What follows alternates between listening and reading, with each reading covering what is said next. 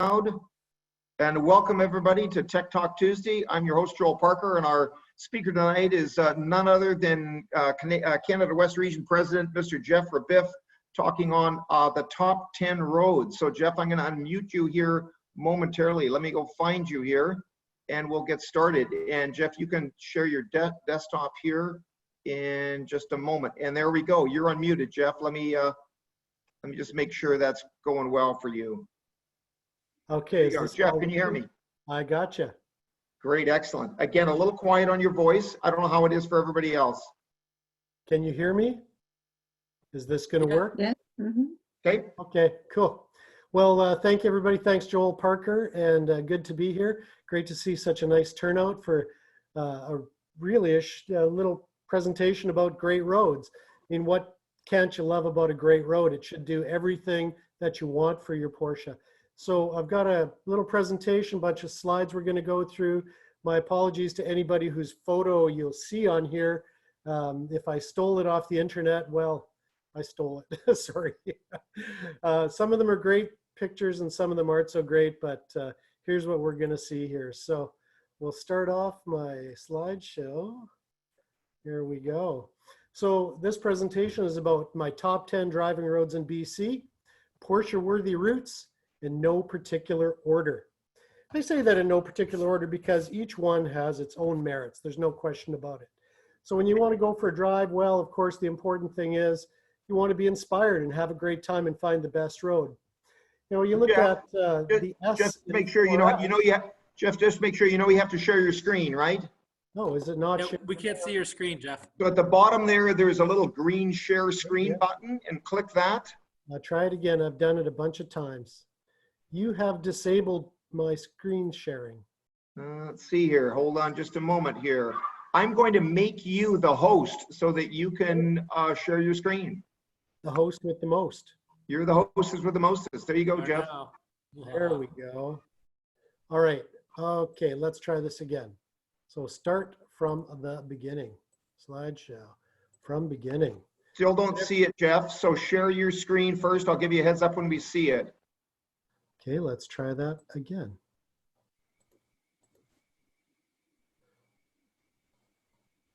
One participant share. Can you see it? There you go. Now we can see something. Something's coming up. There it is. There we go, Jeff. And Jeff, hit F5, hit FN F5 to go full screen. You'll get it. There we are. Perfect. Awesome. There you go. All right, let's try that. You can all see that okay? Yeah, it looks great, man. Woohoo! Okay, so this is a presentation by top 10 driving roads in BC, Porsche-worthy routes in no particular order. And as I mentioned briefly there, it is no particular order because every single one of these is fantastic and every single one of these is kind of cool in its own way, and they're all a little bit different. So the important part, let's see here, the important part is the road should inspire you. So being part of the club, that inspires me. Getting together with great people that share a common interest, that really inspires me. So I really love Porsche Club of America. I love Canada West Region. I love all the people that I get to spend time with and hang out with and really just, I don't know, it's such a unique group of people that really go by the beat of a different drummer. And I think that's the beauty of Porsche ownership. If you look at the 4S symbol and you look at this road, I think it's no accident that Porsche made the S as a very swooping line. It really tells you something about what the car's made to do, doesn't it? And this road in particular is something that looks like something I'd really like to drive. So It looks awesome. Invitation sent, and let's go. If that doesn't make your hair stand on end and your little goosebumps jump up, then your car is letting you down. So first road we're going to talk about is the 5A, and we've got two sections, the south section from Princeton to Aspen Grove, and then we'll have the north section from Merritt to Kamloops. So the south section from Princeton to Aspen Grove, I really enjoy driving this. It's very scenic. It has a lot of fun sections in it. It's very different because you drive up to it from Vancouver out on the Highway 3. You've had the boring part of Highway 1 and you get into it, and all of a sudden you're in a different world. And you're in the mountains, and it's a 2-lane A route, or A generally means alternate in BC. So it's an alternate route, a secondary road for you to get from A to B. And that's what I look for specifically, alternate routes, something that's not straight. As you drive up the road, you're going to see beautiful things like Allison Lake. The color is spectacular.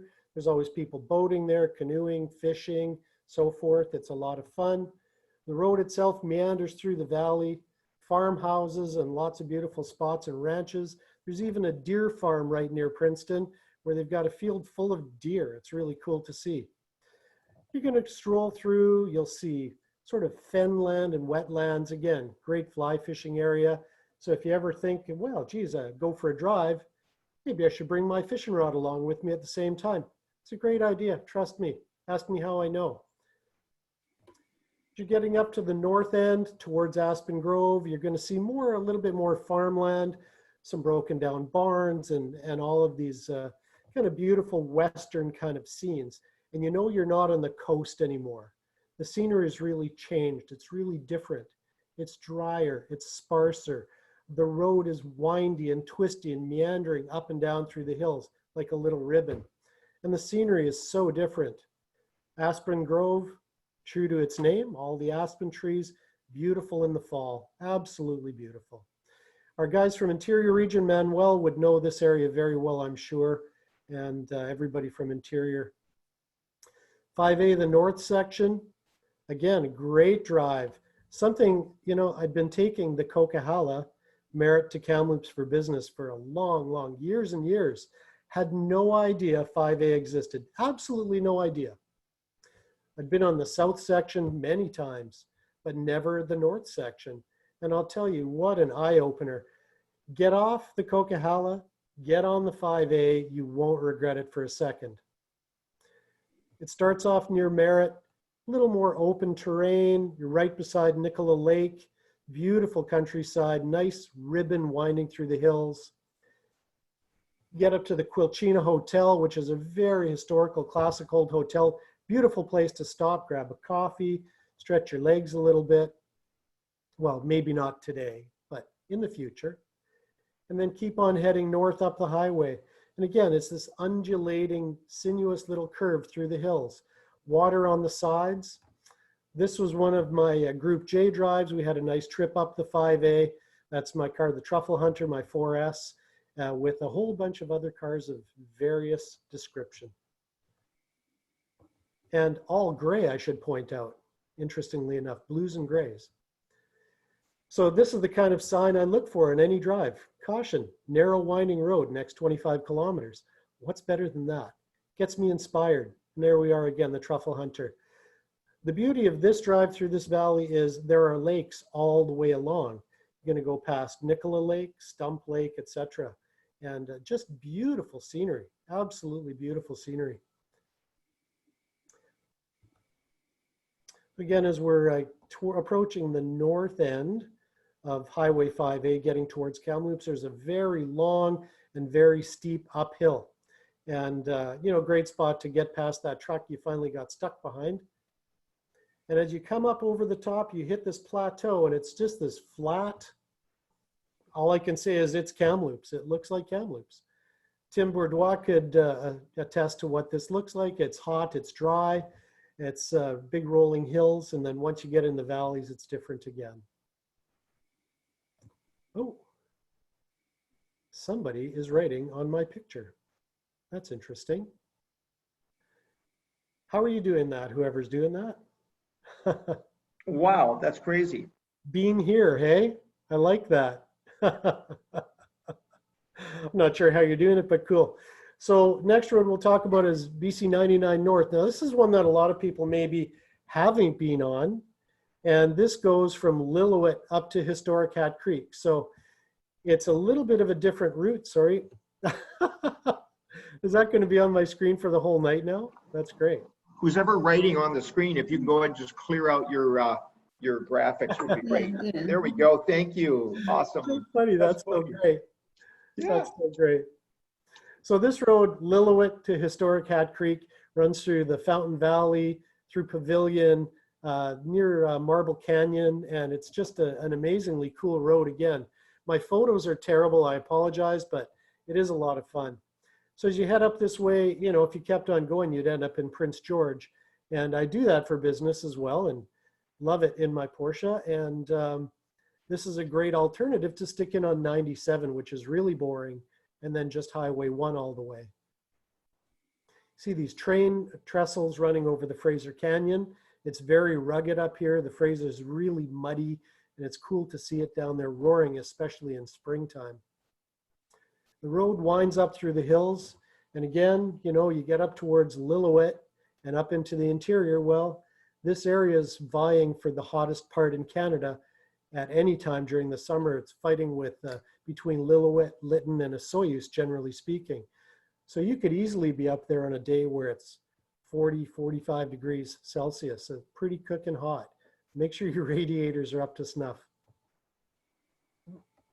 Sorry. Again, you can see that highway meandering right along the edge of the Fraser Canyon. And this is kind of the more northerly end of the Fraser Canyon, just very different than what we think of along Highway 1, where we're still in coastal rainforest. We have a lot bigger trees. This is all sagebrush, antelope brush. This is definitely drier, more desert conditions, and a beautiful scenery, very different. And again, as you're running farther up the valley, you can see that highway just snaking on through along the canyon edge. Just beautiful. As we get up towards Fountain and through into Pavilion, you start seeing more rocky cliff faces and into Marble Canyon. And again, just another change of scenery. The train does run all the way through here, all the way up to Prince George. So as you're driving along, you can see these cool train tunnels way up high above your head, and the highway running down below. Really cool to see that. As you get towards Pavilion, you can't miss it. There's this big fireplace and chimney just standing there in the middle of nowhere with this foundation. That's the ruins of the old Pavilion General Store, which burnt down in a forest fire. Well, grass fire / forest fire years ago now. You can see the old, river rock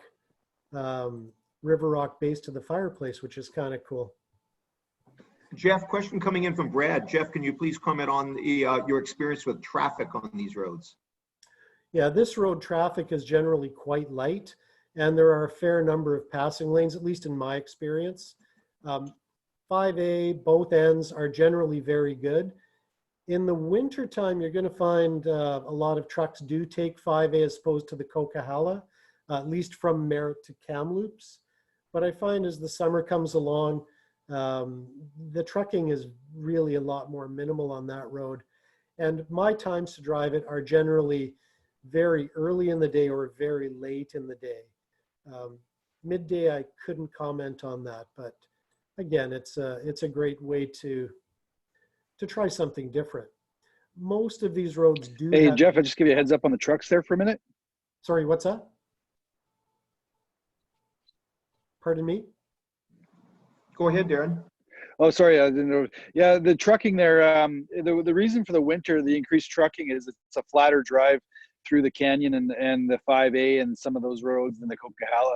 Coquihalla is extremely steep, and we've all heard of the show Highway to Hell, but I've been behind the wheel of an 18-wheeler a couple times in my life for a few years, different times, and the 5A is much flatter. It's windier, but it's flatter, so that's why the trucks choose it in the winter. But anyway, I just thought I'd throw that in there. Yeah. No, it's a great comment, and that's what I've noticed with that road is that it tends to be busier in the winter and much less trucking traffic as the weather gets better. I mean, I've been on there in times where I've been stuck behind trucks, there's no question. My general concept is if I'm really stuck and there's no passing lane, I just pull over, take a break, enjoy the beautiful scenery, get back in the car in 2 or 3 minutes, or when I hear another truck coming up the road, jump in the car and go before it gets to me. There's this little town of Pavilion as you're driving up the 99 North. Cute little place, not much there really. And again, the road just snaking off through the hillside. As you get away from the Fraser Canyon, you see a few more trees again, but in the Fraser Canyon itself, very, very hot and dry. as we climb out of the Fraser Canyon and gain a bit of elevation, you'll see a bit more foliage in here. At the end of the road, just before you arrive at Highway 97 to the Caribou, you see historic Hat Creek Ranch, which is kind of a cool place and funky place to go and visit if you've never been. It's definitely worth having a look. So Highway 8, Merritt to Spence's Bridge. And again, my favorite is that direction, Merritt to Spence's Bridge. Most of these roads, I will tell you, I do like in the specific direction that I've indicated, simply because they're more like a symphony that way. They start off a little bit slower and they build and build and build, and then they reach the crescendo at a given end. And so I like most of these roads in one direction over the other. And this is no different, Merritt to Spence's Bridge. So if you look at the Google Maps, it's only a 53-minute drive. Yeah, and you know, in a Porsche, it might take you a minute or two less than that. But it's a beautiful road. Through Merritt and the lower Nicola Valley, you do have to be cognizant of traffic. And the road is just a beautiful winding 2-lane highway. It's beautiful, but not spectacularly twisty. You can see as you head towards Spence's Bridge, kind of to the northwest, it runs tighter down through the canyon and definitely becomes windier and twistier. So welcome to Merritt. As we get on the road, you can see again this beautiful undulating hillside. Seems to be a pretty common theme for roads that I like. And again, these secondary highways are just a lot of fun and generally very, very little traffic. The traffic I tend to encounter on here is also enthusiasts, a lot of motorcycles, the odd car, but mostly motorcycles. Little church in Lower Nicola. Beautiful scenery. This is some of the summertime smoke we get from time to time. Just makes for just a really cool scene as the hills fade off into the distance. My favorite kind of sign. Slow down, nice curves coming up. And again, just winding off as far as you can see. And it just hugs along the shore of the river. Hey, Jeff, question from Doug Buchanan. How's the law enforcement on these roads? There's always law enforcement on every road. And I'll tell you, officially, I would never condone any sort of speeding. I think you have to be cognizant, especially nowadays, that the speed traps are there for revenuing purposes for sure. And you're going to come along it from time to time. I know a lot of guys run with radar detectors with good success. You know, be cognizant that people do live along these roads. You know, it's not Formula One. You know, you're not running the Le Mans. They're not recruiting drivers right now. So get in there and have a good time, but, you know, be sensitive to the fact that there are people in traffic, and just as importantly, there's a lot of animals on a lot of these roads, especially all these secondary roads. You can definitely look for deer, mountain goat, mountain sheep, coyotes, some of the roads, elk and moose. And, you know, that's a bigger issue than a ticket. A ticket will look cheap in comparison. So, you know, I generally drive, you know, in a sporty fashion. I don't go overly quick on the straights. I just don't slow down an awful lot for the corners. And that really is where my joy is derived. So I think being sensitive and sensible is the rule of the day for anything that I do.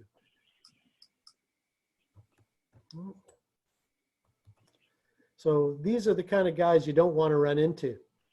They're cute and all, but not when they're standing in the middle of the road. So if you're ripping around a corner and you're on the edge of control and you see one of these, you can be in a lot of trouble in a big old hurry. So as you get closer towards Spence's Bridge, you're going to see these cool hoodoos, just really old worn out rocks. And again, just an alien type of scenery. Very beautiful, very cool. Jeff, a question from Pete Compton on road debris. Comments on that, rocks on the road. Yeah, you know, the roads, for the most part, the highways departments generally take extremely good care of these roads. I literally could count on one hand in the dozens and dozens of times I've driven all these roads where I've had issues with rock or debris on the road. It's very I would say, uncommon in all of my experience. I mean, you know, not to say it can't happen. You see those cliffs, go back a little bit. These cliffs, I mean, basically they end up right there at the bottom of the hill is the road. So there are little concrete walls that can catch some smaller rocks. But again, I don't see it as a main issue. The beauty of these areas, they're quite dry, so they don't get a lot of rainfall, which means they don't have these sort of mudslides and so forth that would cause big rock fall. It's just the skittering of little rocks mostly. Not to say you can't see a rock on the road, that's for sure. So once you get to Spence's Bridge, you know you're there. You've crossed the train tracks. You're going to start to see the Thompson River and the inn at Spence's Bridge. Again, another great little spot to stop for coffee, stretch your legs, say hi to the locals. Perhaps not today, but in the near future again. Well, once you're there, you know, once you're at Spence's Bridge, it's just a hop, skip, and a jump over to Lytton. It's only, gosh, I don't know, what, 15 minutes away perhaps. And this takes us on one of the best highways for sure for me, which was repaved about 2 years or so ago. And that runs from Lytton up to Lillooet, and that's Highway 12. The Highway 12 has very little residential and is quite literally perched on the edge of the cliff over the Fraser Canyon. Again, GPS or Google Maps says 51 minutes. You can decide how long it might take you. The map makes it look pretty straight. It's anything but. It's a great winding, twisty road. And it starts off here. I think, Pete, we stopped here at one point to have a look. It's the confluence of the Fraser River, the nice muddy Fraser, and that beautiful, clear Thompson River. And on a great day, which we had that one day, you see the train going right past you, coming down the Thompson. It's really cool to see. Yeah, that was awesome. And it's amazing how far that water travels without mixing. So the river is split in half, clear on one side, really muddy on the other.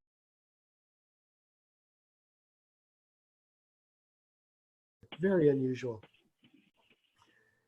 As you're heading up out of Lytton, the road starts off. It's just a 2-lane track. It's nothing special. Some of these photos are a bit older and don't necessarily indicate the better quality of pavement from today, but the road shape is identical. And off it goes. And you literally are on the edge of the cliff. This is one road where there aren't a lot of guardrails. There aren't a lot of safety barriers. You do want to be a bit careful. Don't overcook it. Just be cautious. It's a great road.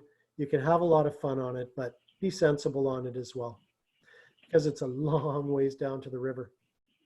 And there's some good long straight stretches as well, where you can get a look at the view and have a nice listen to your exhaust. Get into the really windy stretches as you head up farther into the canyon. There's some really tight hairpins through the canyon. There's some really beautiful twists, and you get a really nice sense of rhythm through a lot of these. It's just corner after corner, and just one corner leads straight into another. Great segue without a long straight in between in a lot of cases. Hard to find. And again, it's the same sort of hill continued down. If you look to your left of the picture, you'll see a bit of scree down at the bottom of that slope and a little bit of gravel on the edge of the highway. But again, it's generally very well maintained, and I rarely have ever come across rocks, except for this section. So this is where there was a giant rock slide years ago, and where the highway's literally practically been ripped right off the hill. Now this section is down to 1 lane. There are passing areas. You do have to make room, make sure people can get past you. And there's no traffic signals, but you do have to watch for oncoming traffic and let people go. Now this is where you will constantly see little rocks on the edge of the road. Just go slow, take your time. It's a very short section, a few hundred meters. And of course, the classic sign. Who doesn't love this? Narrow winding road, next 50 kilometers. In this case, this is on the Lillooet end, and it indicates what you've just driven through. Great sign. If you haven't stopped here by Lillooet and taken a picture of your car with this sign, please do it. I've stopped every single time I go through here. I probably have 25 or 26 pictures of my cars, and it's kind of cool. And I was watching on Facebook. We've had a lot more people taking their pictures there too, so it's kind of fun. And of course, in Lillooet, there's the Chevron. This was a day where we had the Zone 6 drive, and we also happened to meet up with the Destination Porsche drive at the same gas station. The gas station here, again, right now it's self-serve, which is very unusual. Generally speaking, it's full serve. The station is owned by the band in Lillooet. They provide excellent service, really friendly guys. They're really keen on the cars, and it's a lot of fun to stop there. I really enjoy it. And the place is maintained really well. Price of gas is no different than here either. All righty. Next road, Highway 24. Now, this is one that probably a lot of you haven't been on. It's going to take you a little farther up into the Caribou, 93 Mile House. So if you just keep on going from basically historic Hat Creek and you keep going up the highway a bit to 93 Mile House, you're going to turn right. And this is called the Interlakes, sometimes called the Fishing Highway because there's so many little lakes along it and great fishing route. So again, hour and 11 minutes. You can do it that way. My preference is to do it from Little Fort to 93 Mile House. That would be my preferred direction. I just think it's really cool out of Little Fort, and that's the way my pictures are going to show it, because you've got this long, long uphill. I don't know how far it goes, but it's this long, steady grade, and the sound in your ears as you're ripping up these big sweeping turns uphill for a long time, it's just great. So as you head up, the picture doesn't do it justice, but this is steep. A lot of it is, 10 and 12% grade, so it makes it really interesting. As you get up to the top, you start getting into big rolling, small mountains, big hills, and farmland in between. And as you get farther to the west, you start getting into the lake areas. You can see in the fall, you see a little bit better because there's no leaves on the trees. But it's a cool road, and it's steep, and it's got lots of twists and turns. Get into a little bit of cattle country. Of course, the Caribou's famous for that. Speed limit is a registered 100 kilometers an hour. And yeah, it's a great little speed for this road. You go that or that plus a little bit and have a nice little cruise all the way through here. So again, they call it the fishing highway quite often. There's lots of little fishing lodges and camps, lots of places where you can stop and toss your fishing rod in, go for a little swim, beautiful lakes, and great scenery. So most of the route along, you're going to see different lakes and different scenery on both sides of you, mountains one side, lake on the other side, all forested. And again, you're up at a little more elevation, so there's a bit more moisture. Again, to the right side of the road, some bigger trees, and again, lakes everywhere, and aspen trees again. And if you catch it at the right time of the day, you get into twilight or sunrise, beautiful sunset shots, you get the mist coming off the lakes. It's absolutely gorgeous. But again, early morning, late evening, watch for animals, they're everywhere. As you get into a little farther up the highway, you're going to see bigger ranches and types of things like that. And again, characterized by big sweeping bends on this highway. There's not a lot of really tight twisty in this road, but really scenic, big sweeping bends at speed. Beautiful road. With a larger shoulder, a bigger median on either side of the road, so you don't feel quite so confined with big barricades. And again, beautiful vistas, big scenes over Sheridan Lake and the other lakes. Again, catch it earlier in the day. You see the mist coming off, rising. See lots of fish. Stop, you'll hear about 5 billion birds, frogs, all of that stuff. And yes, we do have a Lone Butte right here on this highway as we get closer to 93 Mile House. And that is a big volcanic outcropping and a real anomaly here in BC. We don't see many of these buttes. Typically relate that more to the southwestern United States. So kind of cool to see.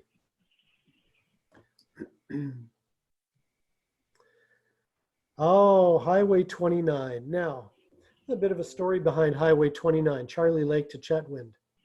When I first bought my 996 Cabriolet was in March 2015. I thought, well, you know, I'm going to take this thing for a nice little drive, and I'm meant to go up to Fort St. John for business, and normally I would drive up an SUV or something. I thought, what the heck? I'll take a Porsche. How bad could it be? Well, let me tell you, it was interesting. Had snow, had everything you could possibly have. It was minus 22 degrees in Fort St. John. Spent the night, drove back the next day. The sun came out. It was absolutely beautiful. Left Charlie Lake. It was minus 18 through the Peace Valley. And wow, wow, wow, wow. I just could not believe it. Late March, top down, minus 18, seat heaters on, heat cranked, rolling through this amazing countryside, and it blew me away. And yes, even though this is not my picture, this is pretty much exactly what I saw that night in Charlie Lake, Fort St. John area, the Northern Lights. Unbelievable, unbelievable. So as you get into Highway 24, again, big meandering highway, beautiful low hills, lots of deciduous trees. In the springtime, you're going to see literally herds of deer. There would be herds of deer, of 50 deer, 80 deer, 30 elk. It was incredible to see. I've never seen the likes of it before, probably never will again. But again, big winding, sweeping turns. And again, they segue one to the other, up the hills, down the hills. It's beautiful, like a ribbon. And the scenery along the Peace Valley is gorgeous. Now sections of this are going to be flooded with the Site C Dam coming up, which, you know, the road will be relocated up to slightly higher ground, but gorgeous scenery. Like as we see, we drop down the hill here, the lower section of this hill will be underwater at some point. There's a big new bridge going in that area. But what scenery? Seriously incredible. And all of these lower fields would be full of deer. There'd be seriously 50 or 80 in a single herd. I've never seen the likes of it.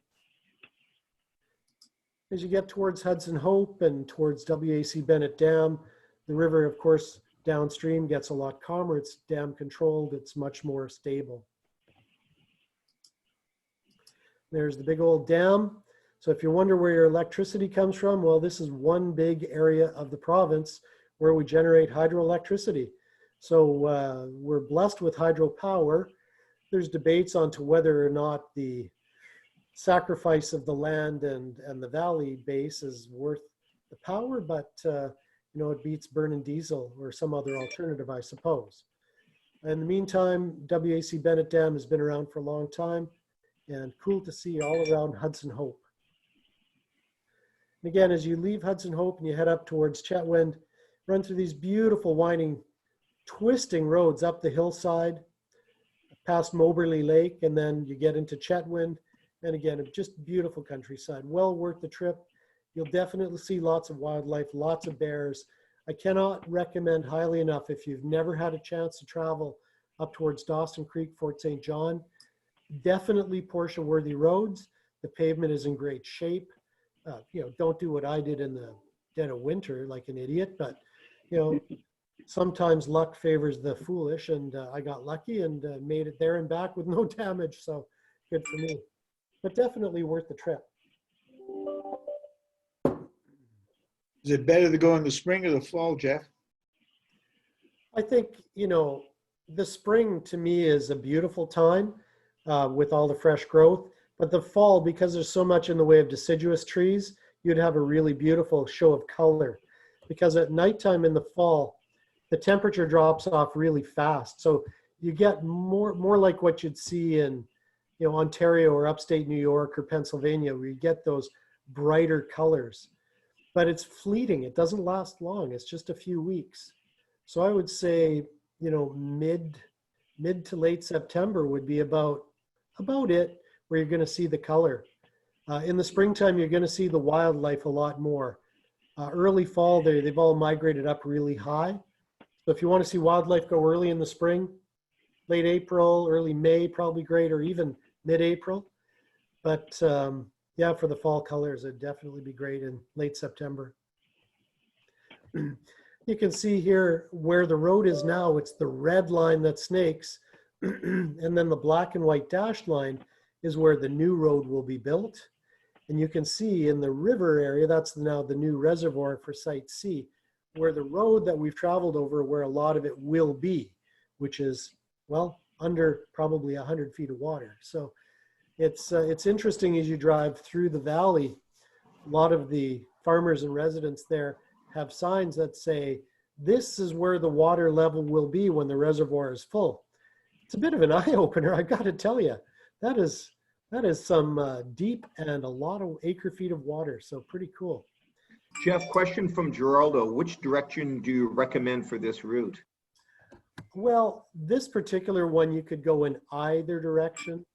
The way I drove it was from Charlie Lake to Chetwynd. And I really liked it because the drive out of Hudson Hope up to Chetwynd is really up this beautiful, beautiful long hill. And I always like curves uphill. I don't know what it is. I really enjoy them. And that's just a big, long, sweeping hill. And again, in the spring, it was just covered in elk up there, which is cool. But, you know, both ways have merit, and the road is beautiful the whole way along. So this is one where I would say in either direction as you see fit. And even the other ways, once you're up at Charlie Lake, Fort St. John, head down to Dawson Creek and go the circle route up there. It's just beautiful. You don't have to come back on this road necessarily. This happens to be particularly scenic and very little traffic. So next one. Oh gosh, how I love the Highway 6 Vernon to Needles. What a cool road. Vernon out to Lumbee, pretty sedate. It's scenic. You're going through wineries. You're going through, you know, Clearwater and these little towns. And it's just a, you know, a nice highway with a decent amount of traffic, unfortunately. But once you start getting out towards Lumbee and points east and southeast of there, the traffic, the residential traffic drops right off, and the road becomes much more interesting on top of it, which is a great thing. Get an idea of what I mean here. And I'm sure the group that went on the Zone 6 tour would remember this road very well. It's just this amazing ribbon of beauty in front of you, and it's in great condition, and it's extremely scenic and absolutely gorgeous. And off it winds off into the hills. One of the places you absolutely have to stop, and you do yourself a disservice if you don't, is in Cherryville, Triple Island Cheese Farm. They have their own cows, they've got their own farm, they make their own cheese. It's run by, I don't know if it's a Mennonite cooperative group or what it is, but boy, oh boy, that cheese is killer. Definitely worth the stop. Great experience. They've got a great little store there too. I bought an excellent cookbook there. So farther along, you see the road gets a little bit narrower. You've got barricades on the sides that designates there's a steep cliff on the other side of it. Definitely tighter, not a lot of shoulder space. Going to get into narrowness where there's not a lot of passing lanes coming up. But again, in the peak of summer, you're going to hit a lot of campers and trailers. But shoulder season, spring and fall, that's just amazing. This is a photo I ripped off from our interior region friends. Might recognize from one of your tours. Again, what a great road for Porsches, and what a beautiful shot. Monashee Summit, 1,241 meters. That tells you in the wintertime, there's a lot of snow. It's a reason why this is cat skiing country in the wintertime. Very world famous for cat skiing in the winter. And also a beautiful place if you want to take out your Cayenne or your Macan, or put real snow tires on your Porsche, a 911, which I have snows for my C4S. If there's not too much snow depth-wise on the ground, oh my goodness, this road is fantastic, fantastic. And your Porsche in the snow, trust me when I tell you, it is a laugh riot. Don't save it for the next guy, just enjoy it. That's what it's there for. And again, you see as you get farther to the southwest, or southeast, pardon me, the road becomes less and less, let's say, civilized and polished. It becomes a much more sinuous, winding track through the hills. And cool, twisting, one-turn segues to the next, to the next, to the next, to the next, to the next. until you finally get to the end of the road, which is at the Needles Ferry. This runs from one side of Arrow Lake to the other side, from Needles to Fauquier. And it's kind of a cool ferry. It is a cable-drawn ferry, so it does have engines on board, but no propellers. So it goes via cables, which are under the river. The center cable is the pull cables, and the side cables, everything guides it, makes sure it gets there. And as the ferry goes past, the cable sinks back down to the bottom of the lake. As a result, it just ends up in the same spot all the time. And they move that loading ramp on either side farther up or farther down, depending on the water level, because Arrow Lakes are dam controlled, flood controlled, and they also have a lot of melt water, which raises and lowers the lake levels significantly during the year. Beautiful place, really cool trip across. You'll meet lots of great locals to talk to when you do this trip. Again, I've sort of missed the section from Fauquier, the other side of that ferry, to Nakusp. Oh, it's a nice drive, but it's nothing to write home about because it's pretty straightforward. But from Nakusp to Nelson through the Slocan Valley, again, oh my goodness, can't say enough about it. This is God's country, I think. If you could wave a magic wand and make beauty with amazing hills, great roads, amazing people, strangeness, quirky things, ghost towns, it's all in here. You start off Arrow Lake at Nakusp, BC, beautiful beach, great little town, fun, nice little restaurants, friendly people, and away you go. Driving away and heading off towards Nelson. Pull into Little New Denver, the highway rolls right through it, great little beautiful city. And this place was famous for silver and lead, and there was lots of little mines, lots of little towns, all of which eventually pretty much became abandoned. And Sandon is still there. They've taken a lot of efforts to try to bring it back, but it's a very cool place to go explore. And this countryside is absolutely gorgeous. Again, fishing, camping, if you want to go and stay at a hot spring spa, they're all through here. If you want to stay at a B&B, there's lots of them, lots of cool spots. The Silvery Slocan Museum, the name says it all. Silvery Slocan, it's exactly what it's like. Sandon, well, if you wondered where those 50s BC Transit buses went to die, this is where they took them all. I don't know why. I don't know the story behind why they're all there, but there's tons of them. And it's just kind of eerie. And you can walk on them and sit on them, and they all still have, well, Broadway to Alma, right in Vancouver. Got old abandoned trains, which don't work anymore, equipment and buildings. But they do have a little museum there now, and they've taken some care to create a good parking area. It's no problem to drive there in your Porsche. It's worth exploring. It's really funky. It's kind of weird. And it's a modern old ghost town. It's just really different. And again, we get back on Highway 6, heading towards Nelson, and lots of winding, twisty roads. You do gain some elevation at certain points. You start getting a bit more of a panoramic view. And the mountains are all around you. Very scenic. And again, undulating curves, one after another after another. One leads to the next. This has to be one of my favorite sections of highway ever because it just gets into a beautiful rhythm. Slow, 30 kilometers an hour. Love it. Best signs in the world. Now we start to see Slocan Lake. You're up above it a little bit high here in the mountains around it. Again, more Slocan Lake. The Slocan Valley. Well, again, Slocan Lake is really big. It's beautiful. This is farmland, ranch land, horse land.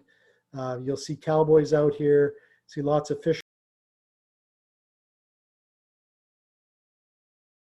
fishermen out here.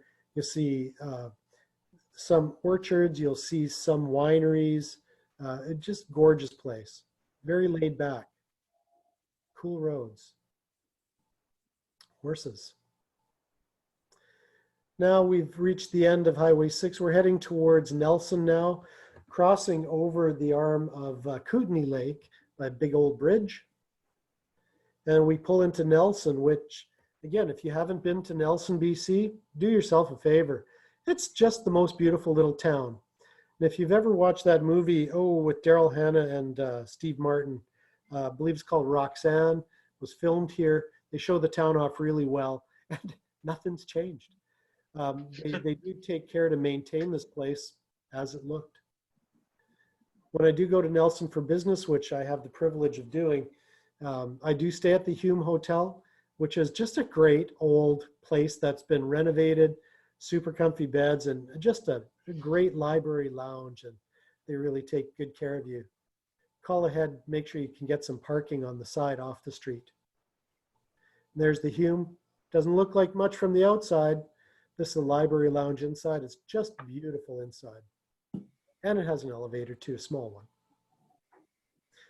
Then downtown Nelson's kind of like this. Sidewalk cafes.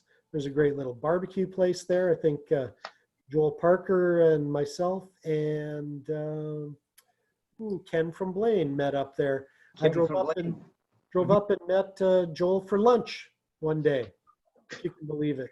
He was That was a fun, from the other super fun direction. trip.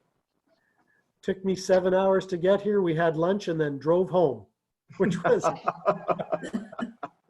a great day. A great day. I was a little tired by the end, and man, we drove through, I think it was the most rain I've ever driven through in a single day in my absolute entire life. Hey, Joel? It was crazy. It was crazy, Jeff. And I had this 993, a 1980 993 that I picked up in Calgary, and I was just kind of getting to know the car, but the tires weren't really as good as they should have been for that amount of rain. And then the headlights. Any of you that have driven a 993 realize that, albeit that 1998, not all that long ago in years, but lighting technology was so old then. And I remember, Jeff, just riding your ass like Zorro down the Princeton to Hope Highway, just keeping tight so I could see you. It's unbelievable. But an absolutely memorable trip. What a blast. And I think Joel's 993 had never seen a day of rain in its entire life. No, it had the California car, then up to Calgary and then out. Yeah, crazy. Absolutely crazy. Anyways, we put it through its paces. Great memories, great day, great little town. Go visit Nelson. You'll love it. So out of Nelson, there's a bunch of different ways you can go, but one of the cool ways from Balfour Ferry to Galena Bay Ferry runs through Caslow and so forth. So kind of out of order here, but from Nelson, you can drive up to the Balfour Ferry, and I'll show you that in a bit. That's a great highway as well. But this section 31, it's not the windiest, twistiest road, but if that isn't some of the most breathtaking scenery that ever was on this planet, I don't know what is. It's so incredibly dramatic. You get up quite high, the mountain peaks are really tall, and the road winds along the lakes, which is really amazing. Kootenay Lake, and then get into other lakes too. Ainsworth Hot Springs, again, there's lots of hot springs all through here. If you look carefully and do some research, you can find some natural pools still that haven't been, exploited. Not too many left, but there used to be tons in the 70s when I went up there as a kid. And man, we'd have a great old time. But great spots to stop and soak your bones. You can see the rivers running through the highway. It gets into these meandering hills and the really tall mountains on the edge of you. Watch out for these little guys. Again, they can be all over the road. Don't run one over. They don't hold up very well, and neither will your car. But cool to see them. Caslow, beautiful old town. Again, similar to Nelson on a smaller scale. They've retained a lot of their historic charm. And the mountains around there, oh my goodness. I mean, this is incredible. And bear in mind, this picture's in the fall. The leaves are coming off the trees, and there's barely any snow left on the hills. But when you're up there in the spring or early summer, those mountains are absolutely white and brilliant looking. Very cool. There you go. There's a better picture. That's going to be late winter. And you can see snow down here on the ground, but the mountains themselves are just, they're like little jewels up there, sparkling. So as we come up towards the ferry terminal, Nothing too exciting here. It's a nice, easy, straight little stretch for the last kilometer or so to get to the ferry. And then there's the Galena Bay Ferry. So these are kind of cool because it kind of reminds me of the little inter-island Gulf Islands ferries. When I think of ferries, I think of the ocean, but these are big lakes, and these bridges would be, fiscally impossible to justify. So they've been running these ferries forever, and they run roughly every hour, roughly on the hour or on the half hour, and nice little rides across. They're a lot of fun, and there's no charge. They're free. 3A from Nelson to Creston via the Balfour Ferry.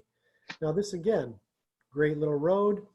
Go from Nelson up along the side of the lake, the arm of Kootenay Lake. Hit the Balfour Ferry, cross. It's about a 40-minute ferry ride roughly, and then Kootenay Bay all the way down to Creston.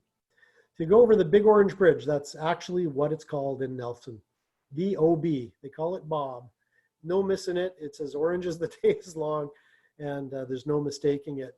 They do a lot of maintenance on it. You can see the upper half of the ironwork is much brighter orange than the lower half because they do sections at a time and they work their way through it. Again, highway sweeps all along the arm of Kootenay Lake. Nice windy road, beautiful scenery, great countryside, not too many homes. Not generally too much traffic. You'll hit the odd car, but everybody up there seems to drive pretty quick, to be honest. They're used to the roads and they're usually trying to get to the ferry for last minute so they don't miss it.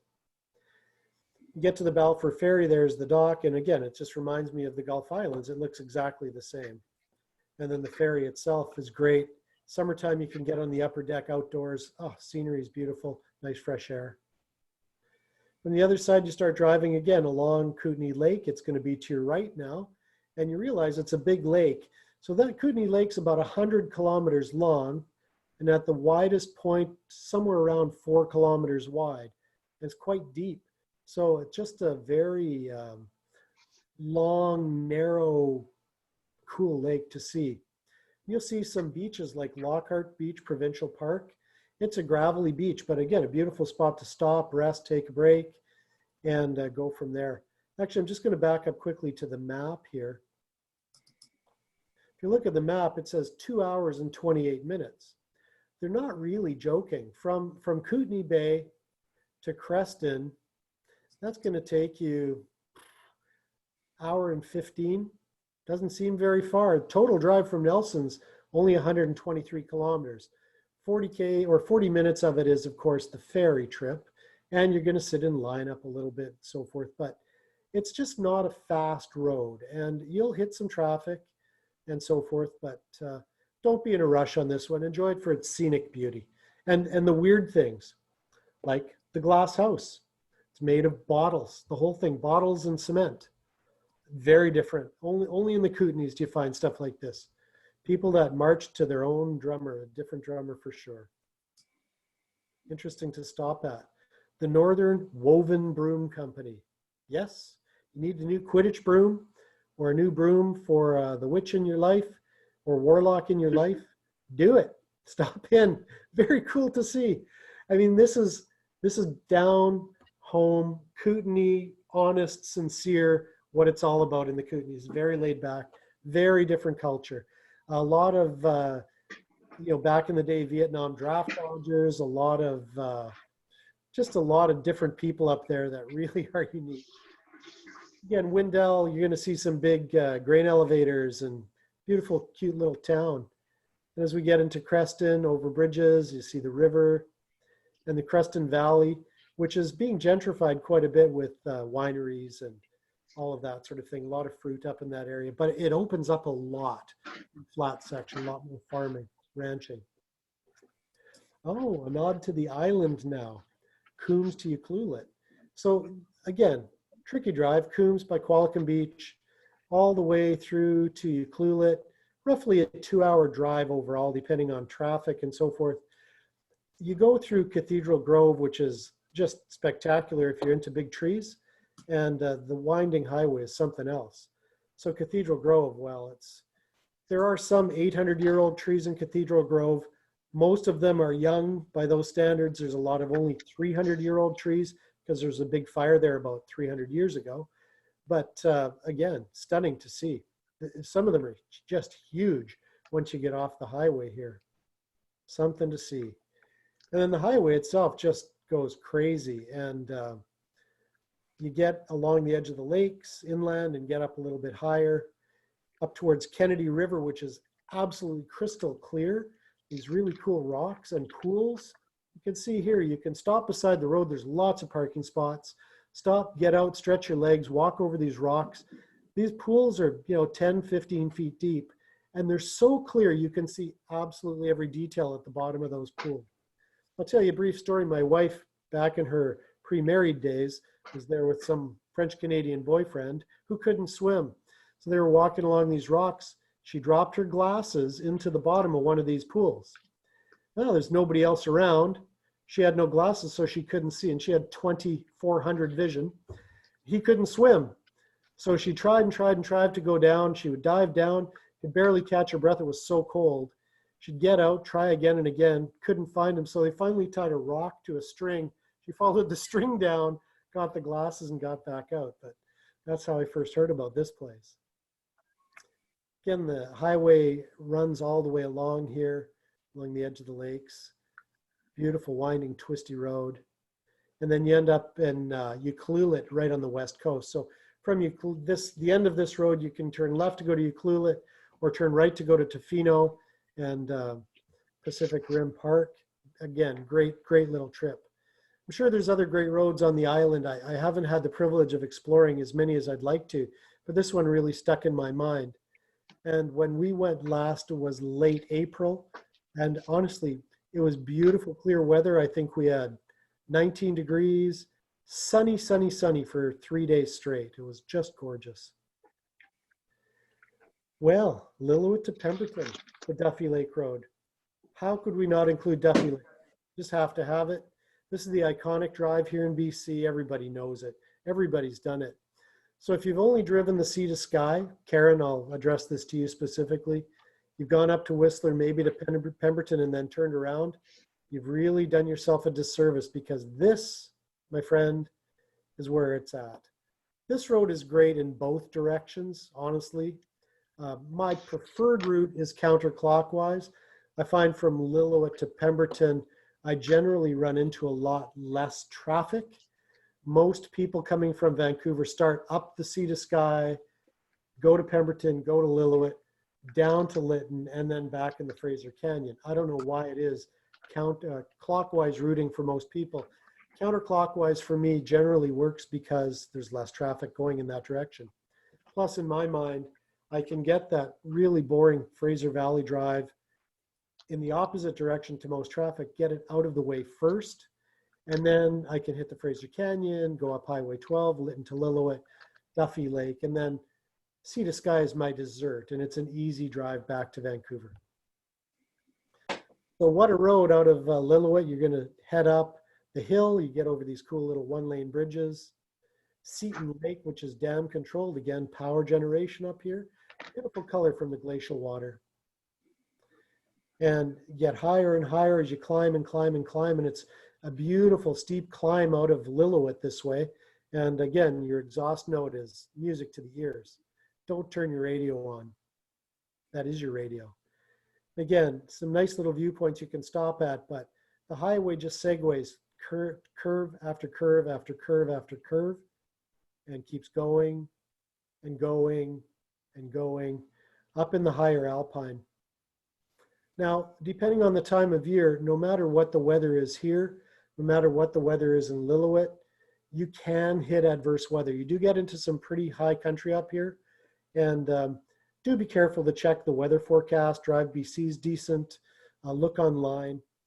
We drove through there the week before gosh, I want to say before the Victoria Day weekend. So a couple of weeks back now, drove up there with two other guys, and we hit -1 at Duffy Lake. So it was still pretty chilly and still sand on the road, but no snow on the highway itself. So sometimes better lucky than good, but you do have to be a bit careful up there.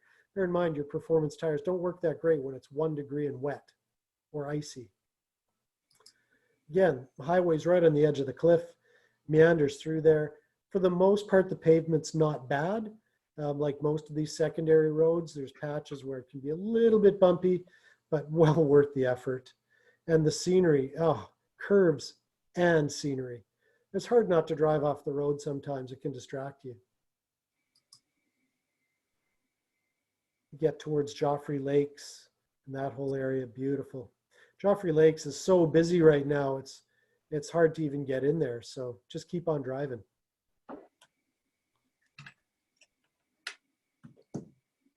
Well, latecomers here.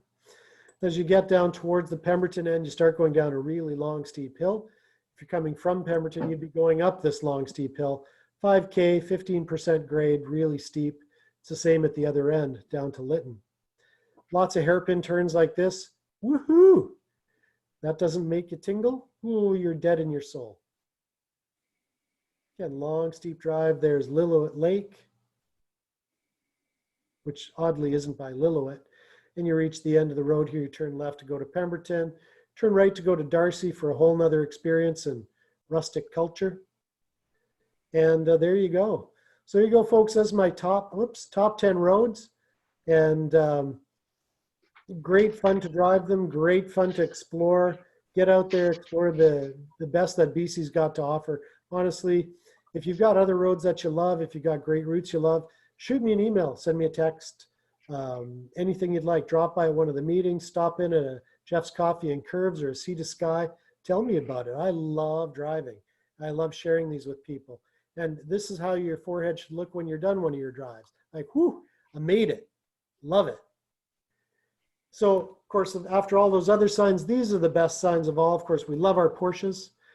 Canada West Region, Porsche Club of America. Great signs to see. That means you're with a group of enthusiasts. You're with a group of like-minded individuals. You're driving a quality machine that's made to do this kind of driving and really makes it fun all the time. So experience the best roads in BC. Love the drive, and I hope to see you out there very, very soon, everybody. Thank you so much. Well done, Jeff. That was brilliant. Well, thank you. Thanks, Jeff. That was great. Fun. That was excellent, Jeff. Very good. Thanks, Jeff. So it's, Thanks, Jeff. That was good. Thank you. Thank you kindly. Thanks. I have no idea how to see it from here, but That was awesome, Jeff. Thank Thanks. you. thanks, everybody. Thank you so Bye. much, Jeff. Thank you. Fantastic. Thank you. No Thank you, worries. Jeff. If That anybody's was got a awesome. question, feel free to ask away here, and I'll hang out for a minute or two. Let's see if I can figure out how to see it. Oops. Do I You had stop? so many routes. Like I was looking them up on my phone on Google Maps while you said them. Luckily, someone's recording it, probably Joel or someone. So that's good. So we have this for later. Yeah, there's so many different roads, and you know, you get people that drive them a lot. I know Karina and Darcy are out there on their motorcycles and Porsches all the time. I'm sure they've got lots of other routes that they travel. I'm sure Tim on the island and others up island and up the Sunshine Coast could certainly share different roads that I have really not had a privilege of exploring. These are ones that I've been lucky to be able to get out there and try them and really have fun because, well, let's face it, that's what it's all about. Getting off that main highway is really where it's at. If you want to stick to the Coquihalla, hey, you know, have at it. It'll get you from A to B. But man, it is not the same. Hey, Paul, is that a Soyuz Lake in the background? Yes. I recognize that viewpoint any day. Home away from home in the summer. Yeah, this road didn't make your top 10, but I wouldn't expect it to. You made great choices. Well, there's lots of other great roads, and I'll qualify by saying I tried to make the roads that I picked as like sort of lengthier highways.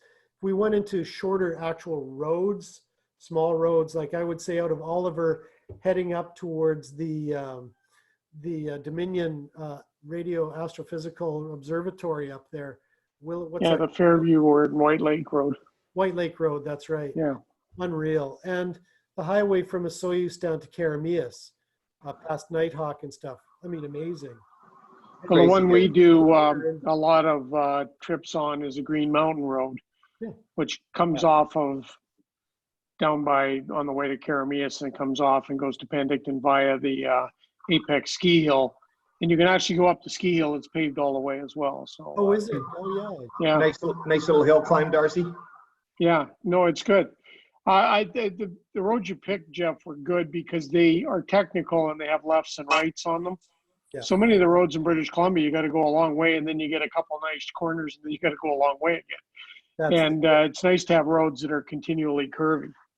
There's the challenge coming back from it is it's trying to find the right without making it really long. But unfortunately, last year, and Joel did the reconnaissance for it, but the Tulameen run we never got to do that because there were rocks in the road.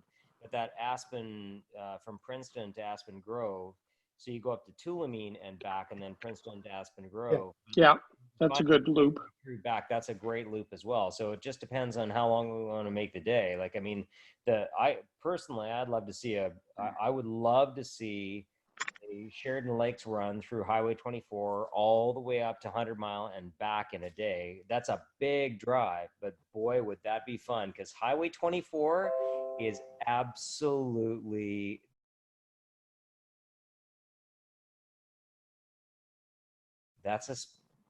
I'm not saying it's a speed run, but yes, I am.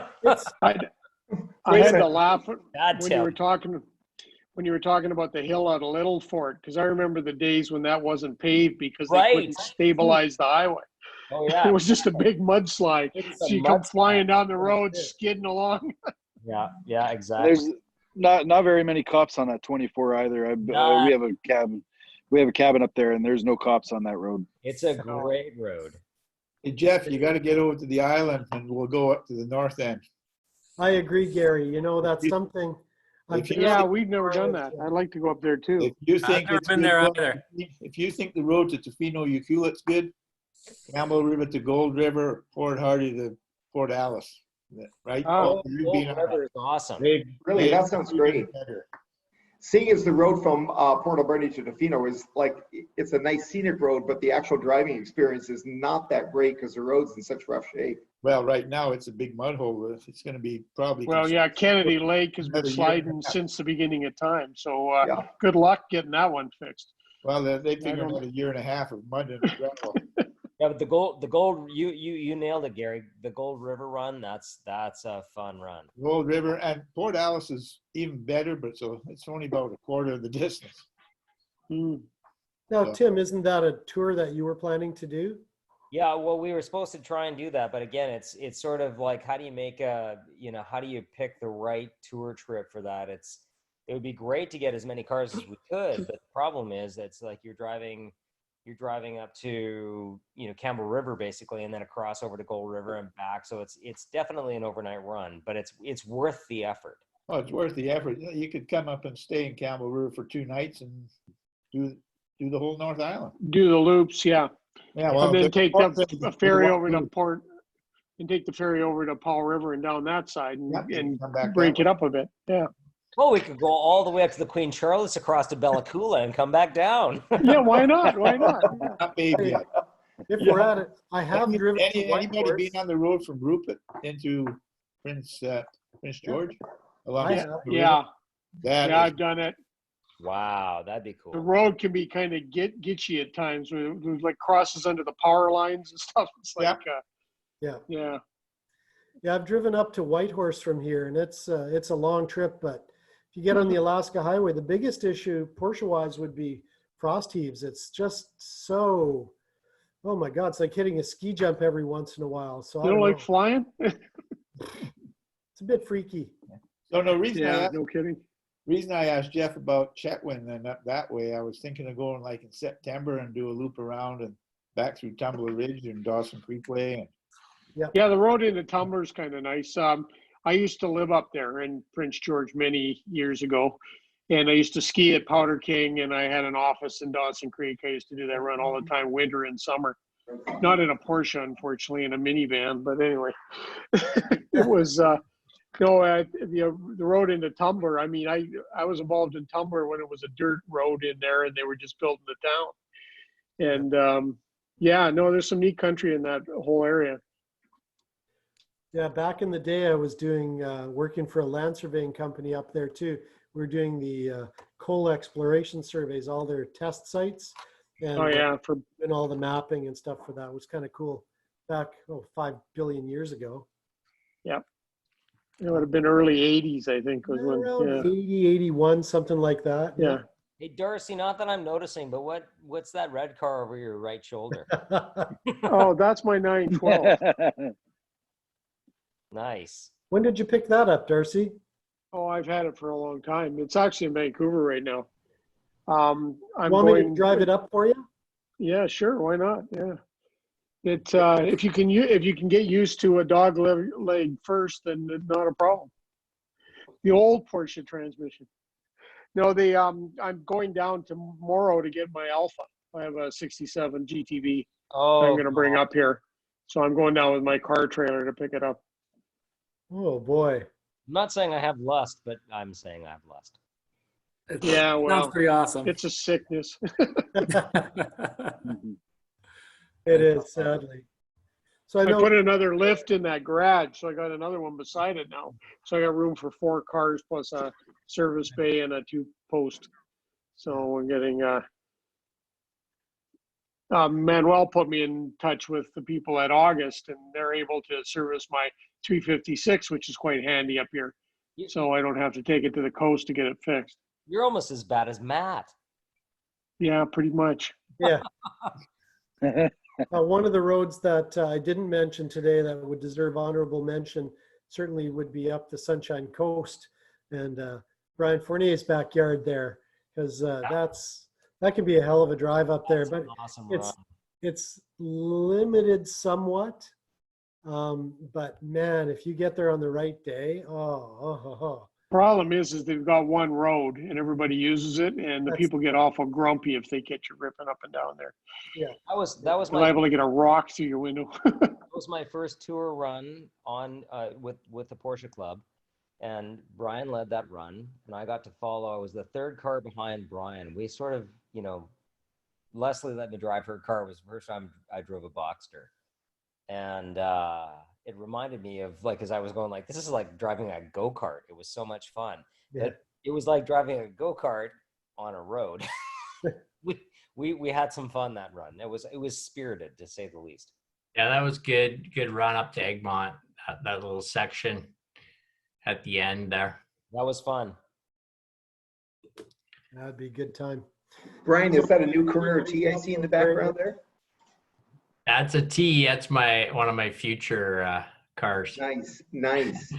Well, if you want to know, as you know, I owned one. Talk to me sometime. I'll tell you all about it. Pretty cool car. Yeah, you had one, didn't you? That's right. Yeah, now he has to live with the GT3 RS. So, Well, you got to have a program to keep up with Joel to see what he's got now. Yeah, there's You should put numbers on the cars. Yeah. Parker. subscribe to my my Instagram channel or something, right? Well, there's an app for that, isn't there? Yeah. Jeff, are you planning any the Group J drives? At this point, no. We're trying to avoid group long drives that would require a lot of stops and restaurants, lunch and bathrooms and gas and all of that. Just trying to be sensitive to our members, but instead of the Group J, I'm doing 2 Jeff's Coffee Curves a month. We'll get back into Group J, I think, when politically it's less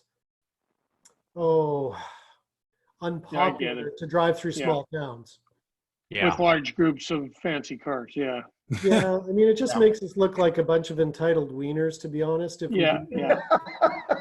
Well, you gotta remember the latest which we law, are. like Remember, Jeff, the latest law is like no more than 50 cars in a gathering. That's the theater thing. Remember the Twilight Theater? Yeah, we'll just set up a So drive-in that would apply theater. to us too, right? Having 50 cars in one gathering, right? Yeah. We could Yeah. pack a picnic lunch and then eat in the park somewhere. I was gonna That's say, an Joel, alternative. speak for yourself. sure. I'm not entitled. I'm just a wiener. Well, back some years ago with Harley Davidson, when we were doing group rides, we tried to cut the groups down to 8 and then to 6. We found it was a lot easier to eat at restaurants. We were all going in the same direction. We just staggered everybody. Yeah. And we got a lot less hassle than going down the road with 300 bikes making a heck of a racket. Yeah. Good call. I mean, the parade thing was really good for a while, and then it just got hard to manage. And you lost people, and people got a lot. It was a mess. What about we got the waiver from? I got to get my lawyer to look at it because it's like 14 pages long. Right. Holy man! What we're doing right now, as far as the waivers go, I've been communicating and emailing to PCA literally every day since I received that thing last Wednesday night. We are ready, willing, and able here in Canada West region to offer an e-signature for it, an electronic waiver that you sign electronically and make it part of the registration process. It'd be very seamless, very easy. Tim has done an amazing job on our website. Matt's doing an amazing job on all of this as well, our vice president. And we have everything in place to do it. We just simply do not have approval from PCA National yet on this. So Yeah, I'm not the sure- red printer, which I thought was quite cute. Yeah. Which one? I said to print in color so that the Yeah, red ink shows you know, up. I mean, give me a break. Again, in Canada, the red print is not necessary, but it's mandatory for PCA nationally. Yeah. Certain states in the US demand it, and they just want consistency. So it makes Well, it they a- live in Sioux world. It's a pain in the neck. I don't Don't have they? a color printer at home. Who does? I mean, some people Yeah. do. I don't. Well, I do, but mine melted in the flood. Right. Oh. So now you don't. So, I mean, you could go to Staples and buy one for $50 and use it for 3 pages, or you could print it off at Staples for a couple of pennies, or Yeah, it's you know, not a at big your local deal. printer and get half a dozen copies printed for yourself. But the reality is, to be perfectly blunt, as a group, as a club, we don't want to handle this paper. No. The requirement is that the club itself stores these signed waivers, especially the COVID waiver, for 7 years and 11 months. I'm not putting it in my basement for that time, and we don't have an office. So the club doesn't have an office per se. So again, this is something we'll work through. I'm hoping before the next Jeff's Coffee and Curves, which is on Sunday, June the 7th, which is the next event on the calendar, I believe, that we'll have this rectified, that we'll be able to just sign an electronic waiver and done. Be done with it. That Yeah, includes brilliant. Driver, passengers, guests, minors, everybody, done. Yeah. Part of the Well, that's reason terrific. we're limiting the drives to 30 cars because we're limiting to 50 people. I mean, not everybody drives solo. And so this last drive I was on, the Sea to Sky, I'd say probably a third of the cars had passengers. So, you know, it's all good. I love it that passengers are coming, but we do have to be cognizant of the 50-person limit, not the 50-car limit. So because at the start, everybody was milling around, and, you know, some people were better with personal distancing than others, and it just raises some. Well, you're not going to get that picture that you had at the Chevron station. That's a thing of the past, Oh. and it's going to be for quite a few years. Yeah. I mean, so if we all show up at once, but if we can stagger everybody on the same drive, split up into like platoons of so many cars, Yeah. and then hopefully we can meet somewhere along the piece, maybe at a winery or something. We can meet out in the parking lot. As we get into past phase 2 and into phase 3, and things open up a little bit more and people are more comfortable with the whole concept, it's not so new, it doesn't seem so risky and dangerous, we're familiar with our personal protective equipment and whatever all we want to do, I think as we ease into this a lot more, those types of drives will be doable. Yeah. And I say that in all fairness, that I respect the small towns. They don't have a hospital right there. If somebody gets sick in their town because we came through and passed it on, that creates an enormous hardship for that person's family, for them, for everybody in the community. And you have to respect that. And as much as I can say, hey, we're just driving our cars, you know, what's the big deal? Going to go to the gas station, you're going to fuel up, big deal. Well, it is a big deal if we make somebody sick there, and we do really need to respect that. Well, and the big case here in Vancouver Island is the same. I think in Interior Health now we have 2 people in hospital. Yeah. In a piece of property the size of 3 times Washington State. Yeah. You know, so it's you know, it's, if you do infect somebody, it'll be obvious because of so little infection in the area. They'll know who it was and why it happened. Yeah, And you'll make the front of the paper. Yeah. But anyways, I'd like to see drives open up a bit more. And, you know, my wife and I had a trip planned. I see Paul sitting there in front of a Soyuz Lake, which is where we're planning to be in early July. I'm not sure if that's going to happen or not at this point, if I'm comfortable or not, because I've had viral pneumonia in my life. I've had really serious bronchitis 6 times, bad allergies. You know, am I that at-risk guy? I'm not 60 yet, but geez, you know, I don't know. Well, things will get better. I mean, we all have to look forward to the future. I mean, I watched a Korean baseball game yesterday, and I couldn't believe I was doing that. It was like worse than AAA. But anyway, I can't watch a baseball game or a hockey game or, you know, whatever right now. So, you know, we're a ways away from turning the corner, but we can drive our cars and stay inside and keep the windows rolled up. That's right. Or the tops rolled down or whatever we want to do, and stay away from people. Well, that's part of the reason why we're limiting the drives to typically 60 to 90 minutes with no stops. We'll meet at a strange location in the middle of some open space where people have room to merge and but not get too close. And we'll end up in the same spot and not make a stop during the route and just keep everybody safe and secure that way. Safe and sound, yeah. In the longer term, we'll get back into longer drives, which is, well, it's what I love. I live for it. My favorite kind of drive is 12 hours at least. Just put me in the car, let's go. Well, we were going to do a Nelson run from the club up here in the summer, and maybe towards September that might be feasible. But if you can't stay in a hotel and you can't eat in a restaurant, what are you going to do? Pack a picnic lunch and bring a tent? I don't think our people are quite up to that. Well, I can drive to Nelson and back in a day. I've done it once. I can do it again. Yeah.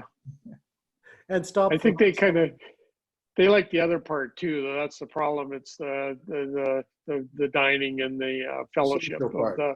It's the social part of it. You know, that's what it's all about. And that's part of being in a club. If you just want to drive your car, well, you can just get in your car and drive. Call one or 2 buddies that you know.